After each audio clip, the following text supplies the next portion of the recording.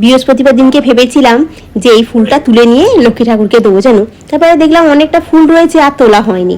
আর এই ফুলটার মধ্যে দেখো এই ফুলটা কীরকম একটা হয়ে যাচ্ছে, ওই জন্য এটাকে তুলে এখানে ফেলে দিলাম।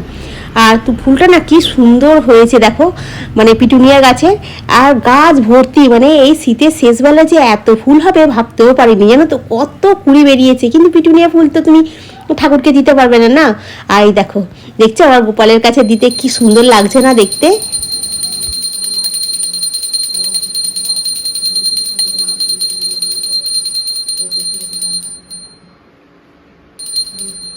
সুপ্রভাত বন্ধুরা, কেমন আছো তোমরা সবাই? আশা করছি তোমরা সকলে খুব ভালো আছো, আমিও বেশ ভালো আছি।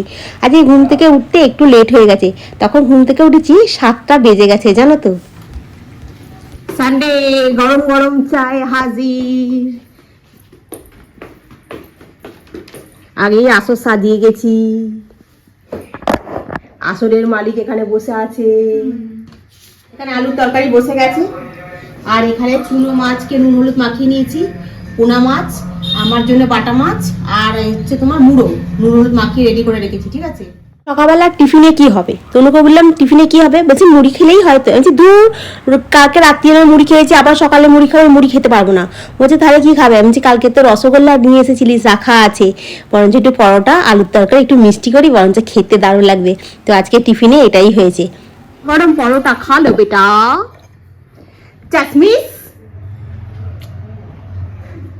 রবিবার দিন সকালবেলা চা খাওয়া হয়ে গেল, টিফিনটা খাওয়া হয়ে গেল, যা বাসন ছিল সব টুকটুক করে মেজে গুছিয়ে এই ঝুড়ির মধ্যে তুলে রাখছি। একটু জল ঝরে গেছে, আর একটু শুকনো মতো হয়ে গেলে জায়গায় তুলে রাখবো।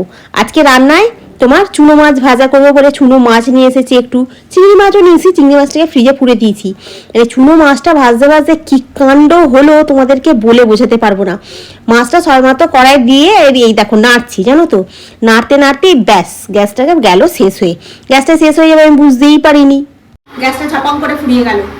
ফুরিয়ে যাওয়ার পরে আমি খবর শুনছিলাম, ফুরিয়ে যাওয়ার পরে তোমার কি বলে যেন, ইন্ডাকশানটা চালালাম, এটা গরম হোক, দিয়ে মাছটা ওর মধ্যে দিই, দিয়ে ভাজি। রান্না আজকে ওখানেই হবে, এই কড়া তো আমার এখানে বসবে না, না ওই ইন্ডাকশানের জন্য এই কড়া আছে, এই কড়াটাই বসবে। চলো রান্নাটা করি, মিশা করবো। আজকে সকালটা শুরু হলো খুব ভালোভাবে, চা হলো, টিফিন হলো, আর রান্না করার সময় মানে কি বলবো তোমাদের, মানে মাথা আমার খারাপ হয়ে যাবার খাপ। এই সবে মাত্র চুনো মাছটা ভেজে তুললুম, কারেন্ট অফ হয়ে গেল।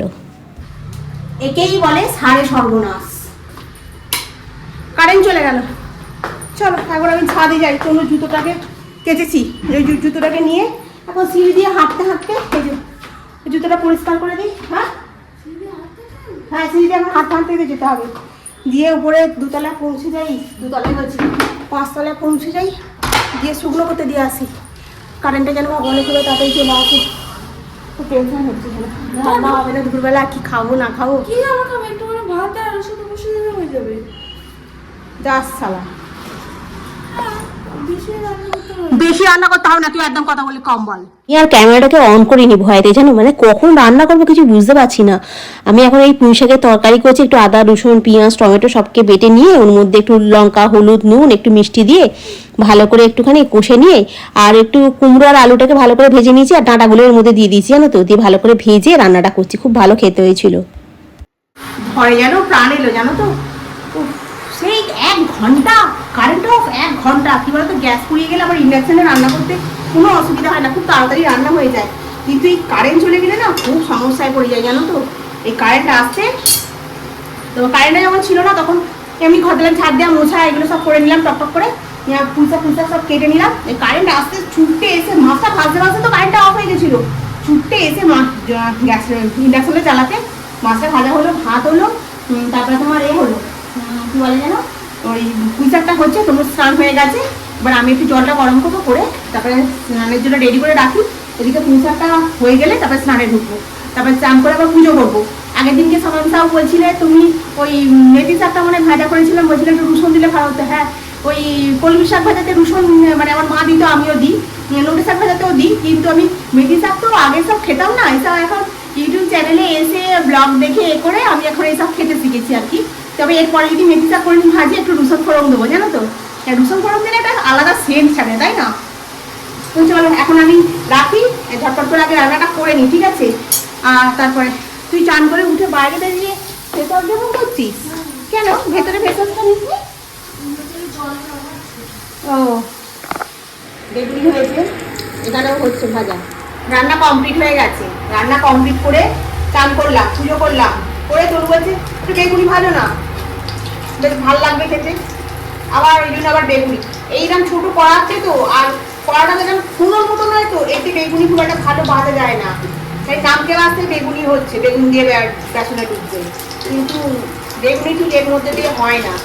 তাও অনেকটাই তেল দিয়েছি, আরও একদম হাঁড়ি পর্যন্ত ওই কড়া এ পর্যন্ত তেল দিলে তবে ঠিক হবে।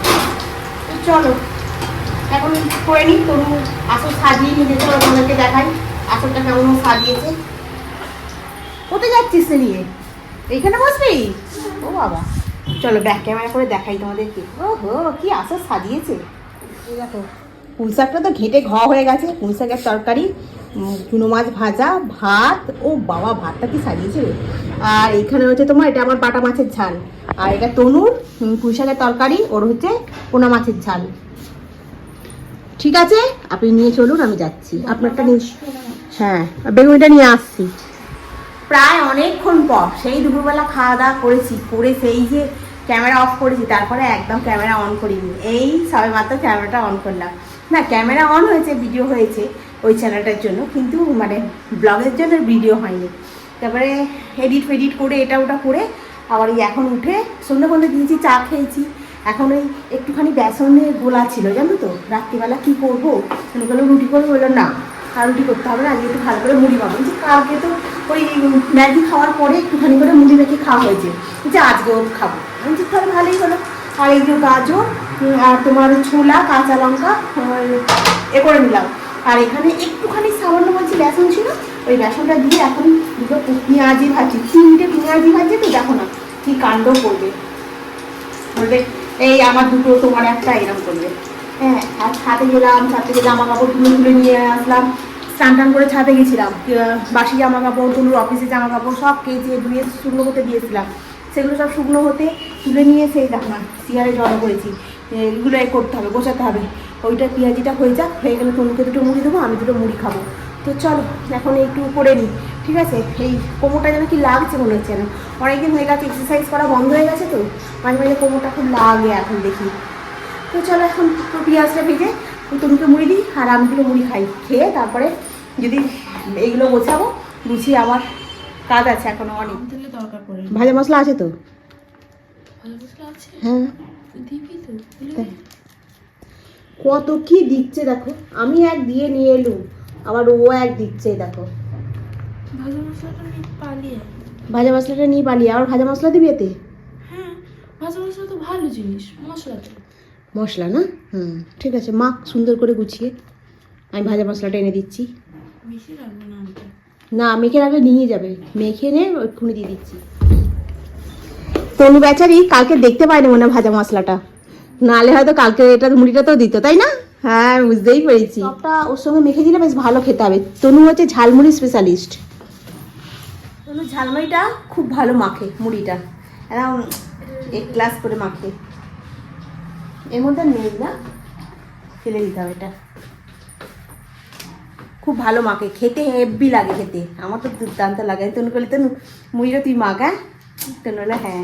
আর এই চা খেতে গিয়ে এখানটা পুড়ে গেছে না, সেই পুড়ে যায়নি মানে গরমটা লেগে আছে তো, যেন মনে হচ্ছে সেই ধাক্কা মারছে, ধাক্কা মারছে। তো চলো তনু মুড়িটা মাখুক, মাখলে আমি দেখাই তোমাদের কিরাম মেখেছে। আর ঠোঁটে বোর্ডিং দিয়েছি, দেখো না গাঁদা গুচ্ছের বোর্ডিং দিয়েছি বলে ঠোঁটটা সাদা সাদা মতো হয়ে আছে। ক্যামেরাতে আমি দেখছিলাম যে ঠোঁটে কেমন একটা হয়ে আছে। মুড়িটা দেখো খালি,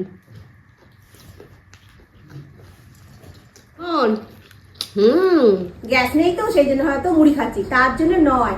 সকালবেলা ওই পুঁই শাক এটা ওটা খাওয়া হয়েছে তো, আর পুঁই শাক খেলে দেখবে একটুখানি হয়ে যায় অম্বল, ঠিক আছে? ওই একটু গ্যাস মতো হয়ে যায়, এরকম প্রবলেম হয়। তো যাই হোক, ওই জন্য আমি বললাম যে এক কাজ করি, তাহলে রাত্রিবেলা একটু মুড়ি খাই, মুড়ি খেলে একটু হালকা মুড়ি খেলে অতটা মানে তোমার হবে না, শরীরের মধ্যে কোনো প্রবলেম হবে না। ওই জন্য পুঁই শাকটা খুব একটা বেশি করি না, কিন্তু এই মাছের মাথা ফাতা দিয়ে মশলা দিয়ে ভালো করে করতে গিয়েছি। আবার এই চুনো মাছ ফাছ খেয়েছি তো, ওই জন্য রাতে বাধ্য হয়ে দুটো মুড়ি নিয়ে বসলাম। ওকে বন্ধুরা, খুব ভালো থেকো, সুস্থ থেকো, খুব সাবধানে থেকো, গুড নাইট।